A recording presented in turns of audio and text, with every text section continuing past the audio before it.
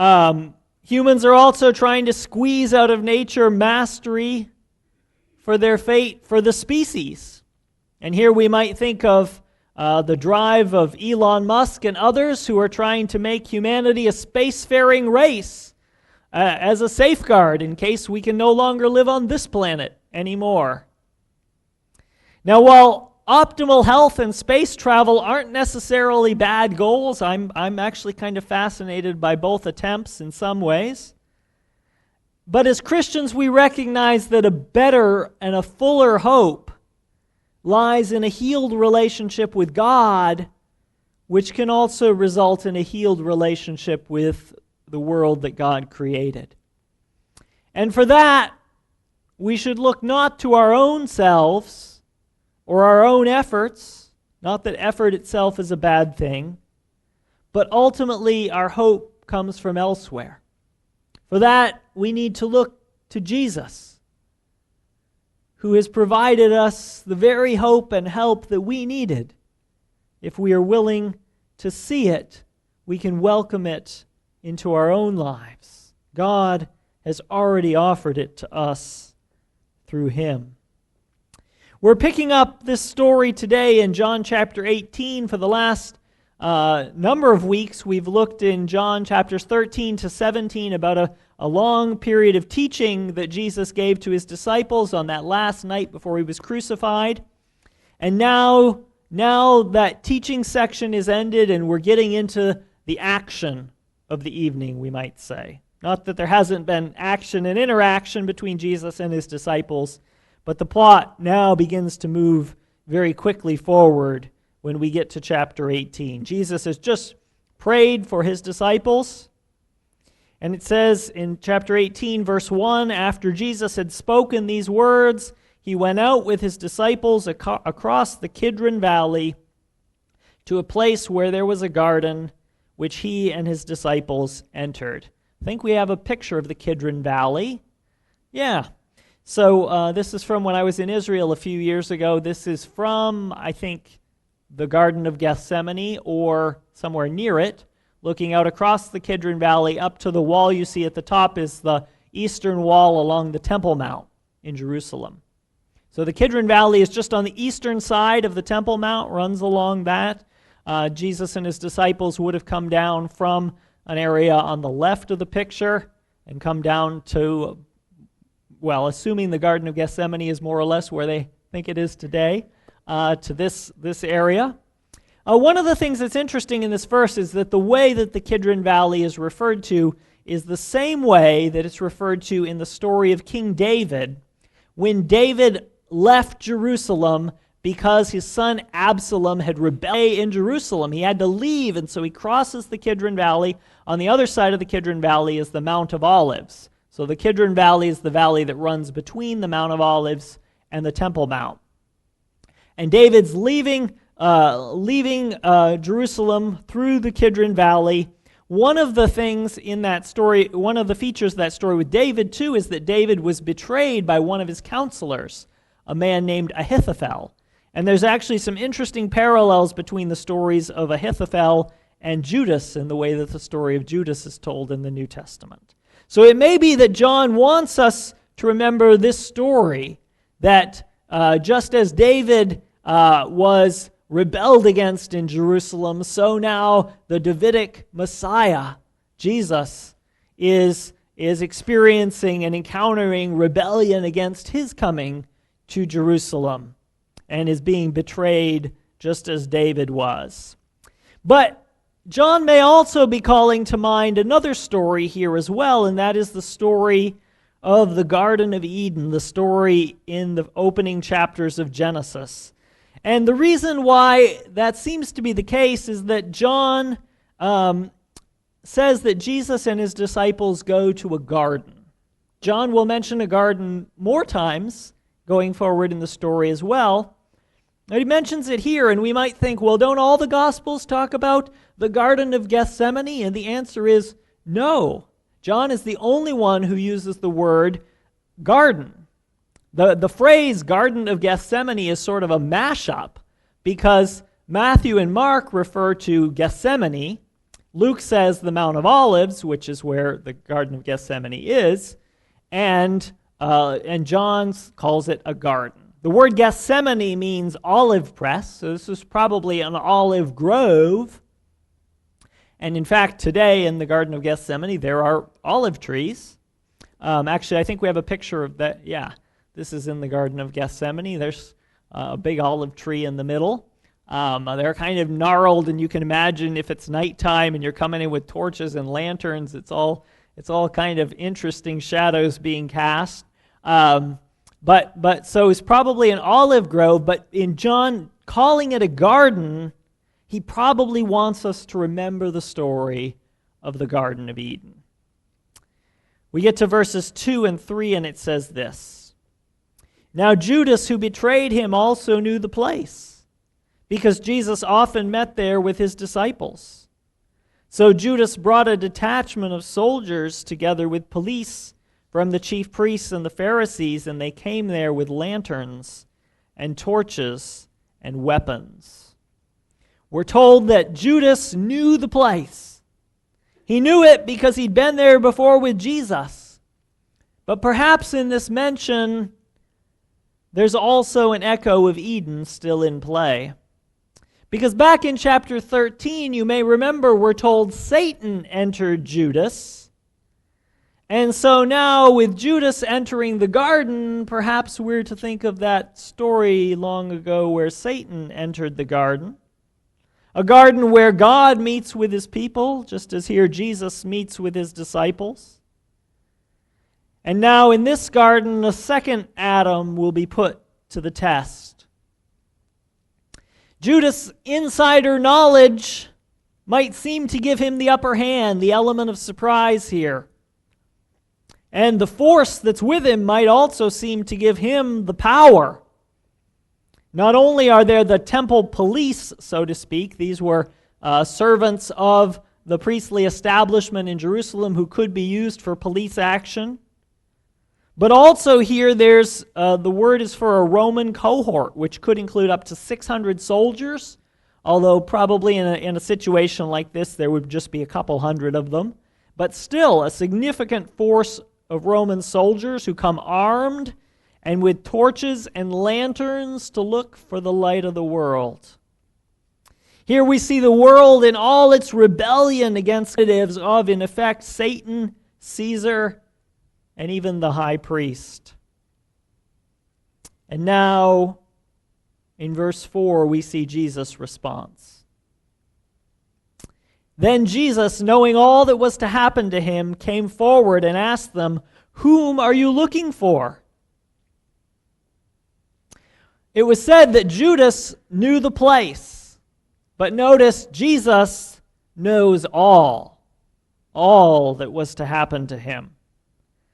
In other words, he's not taken by surprise by this event.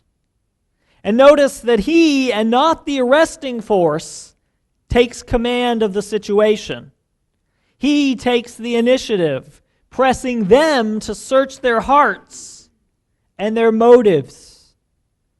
What are they seeking? Who are they seeking? Jesus had actually asked this same question of two of his disciples who came to him back in chapter 1, in verse 38. They had come seeking in faith. These others come seeking Jesus for the wrong reasons. Verses 5 and 6. They answered, "Jesus of Nazareth." Jesus replied, "I am he." Judas, who betrayed him, was standing with them. When Jesus said to them, "I am he," they stepped back and fell to the ground. Their search for Jesus of Nazareth may remind us of a quip that one of Jesus' disciples, Nathanael, made back in chapter 1, verse 46. He said, "Can anything good come out of Nazareth?" It would have been common in that time to refer to people by their first name and by the town they came from. So Jesus of Nazareth would be a normal way of referring to him. But of course, Nazareth was a place that didn't have a really lofty reputation. So it's a reminder to us of how the eternal Son of God humbled himself, took on this mission, became human, and not just any human, someone born in poverty, someone born from an obscure town, a peasant, someone the world would count of no account. And yet, here we see he remains divine. This response he gives when he says, I am, and this translation says I am he, but it's just I am in the text. And now that could mean just, that's me. You got the right person, right? But in John's gospel, this phrase, I am, has been used again and again and again in so many ways, often with a second part to the statement, like, I am the bread of life, I am the resurrection and the life, I am the gate, I am the good shepherd, I am the way, the truth, and the life, I am the true vine, I am the light of the world. All those formal I am sayings. But there have been other ways throughout John's gospel that you've used this informal I am in ways that suggest his divinity as well. In this case, the hundreds who come to arrest him seem to be struck by the power of his response. It's unexpected. They are, in the words of New Testament scholar David Garland, hopelessly outnumbered by one. Judas' presence is mentioned here again, maybe because that he was with them, with the arresting force, would have been particularly shocking to Jesus' other disciples. To see Judas show up at the head of a small army to arrest Jesus must have seemed to them as a very personal betrayal as well.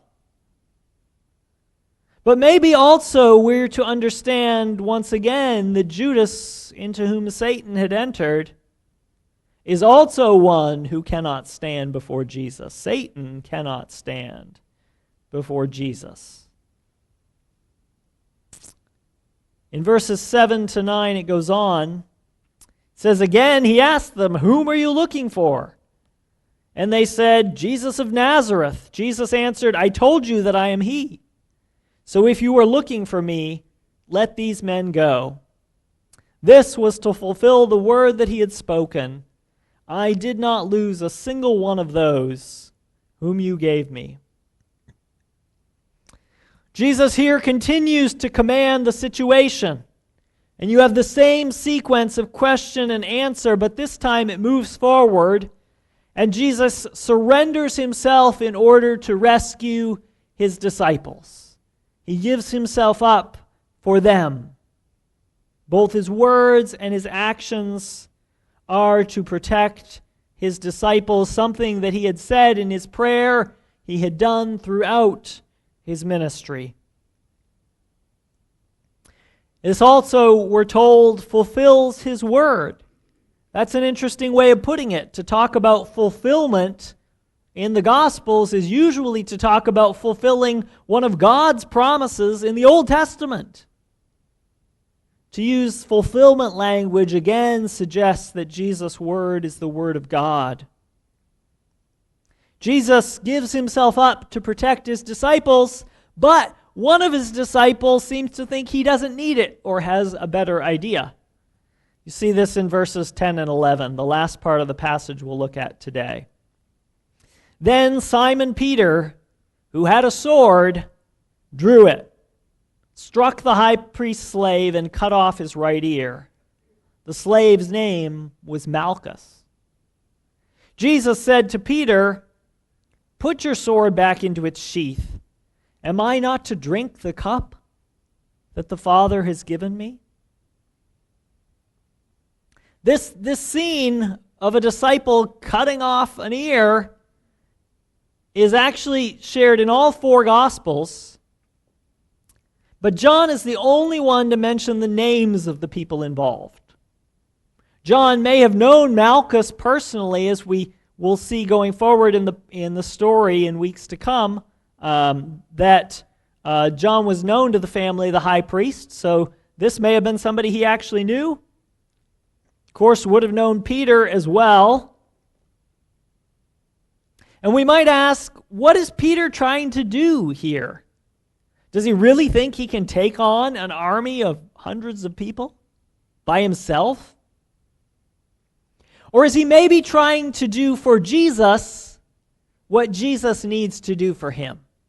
Is he trying to give himself up, provide a diversion, give Jesus a chance to make a getaway? Or maybe it's not that. Maybe it's just out of frustration and fury lashing out. To cut off an ear, to disfigure a person in this way would actually shame them in some way. We might think that this is a blow gone astray, that he was trying to do something more violent. And that's possible. But it's also that to be disfigured in that way would have been perceived by him as shameful, but it also would have been perceived as shameful by the person he worked for, the high priest. It could be that Peter is trying to shame the high priest in cutting off his servant's ear. But in any case, Peter completely misunderstands what's happening and what needs to happen in this situation. Jesus gives him a rebuke, something 3 of the Gospels record with different kind of aspects. Luke tells us that Jesus also heals the ear of the man, which might explain why Peter isn't arrested as well. Jesus' mission from the Father here includes drinking the cup that the Father has given him.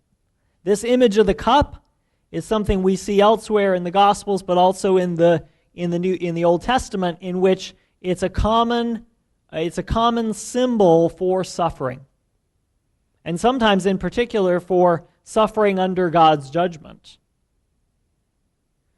Jesus, in other words, is not looking for a getaway. Peter may be trying to provide one, but it's not what Jesus needs to do. The other Gospels record that Jesus had an anguished time of prayer in Gethsemane. In Mark chapter 14, verse 36, it says this, he, that is Jesus, said, Abba, Father, for you all things are possible. Remove this cup from me, yet not what I want, but what you want. Mark and Matthew and Luke focus on Jesus in his humanity, struggling with how difficult this mission is, and yet being willing, surrendering to the Father's will in this situation. John, on the other hand, focuses our attention on Jesus' resolve to do what he was sent for. Jesus will do the Father's will by giving himself up. This is part of what he was sent for. It is a crucial part. And yet Jesus gives himself to it willingly. He gives himself for his disciples and for us. As we think about this story, we should remember the story also from the first garden once again. You may recall that in that story, Adam and Eve disobey God. And the wages of their sin is death, mortality for themselves and their descendants. Here in another garden, Jesus reverses the curse by obeying God even at the cost of his life, and in so doing breaking the power of death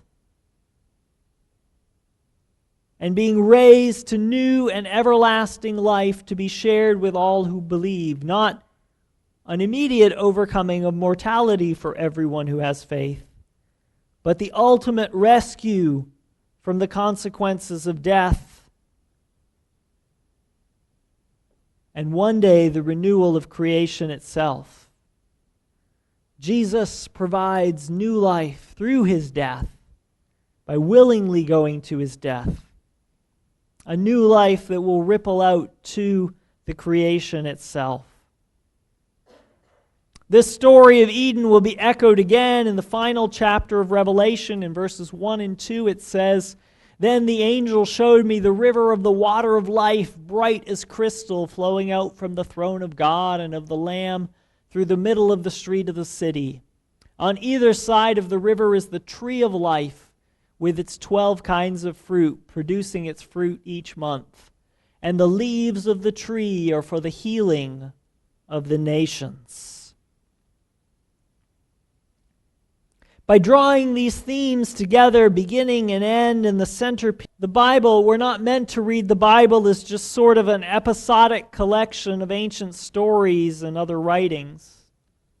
While it's true each of the books of the Bible has its own distinctive aspects, and there are a variety of authors writing in a variety of genres about things from different times and places. It's of great historic and literary interest, that's true. But it is also the story of God, given to us by God. The story of God's plan to rescue humanity and the world from the mess that we've made out of it. And at the very center of that story stands Jesus, willingly giving his life for ours and for the world, revealing and providing God's own salvation. And in response, we should recognize our need for what he did both individually and as a species, as human beings. We've so often damaged our relationships with God and one another. We've so often damaged even the planet that God entrusted us with, and we are unable to rescue ourselves. We won't find rescue out among the stars. We won't find it by trying to squeeze immortality from nature, or even just by trying harder, as Peter did. Each of us needs Jesus. We need what he did for us in that garden and beyond it. And when we recognize that, we are each called, each one of us, to surrender to him in faith, to recognize that he has always been the one in charge, just as he was in the garden. That the Father has given to the Son authority, and that means authority over us. And that when we surrender to him and to what he's done for us, we receive through him forgiveness and new life, hope and salvation in the midst of all the mess of the broken world. We know that he has overcome. And so let's come to him once again in prayer.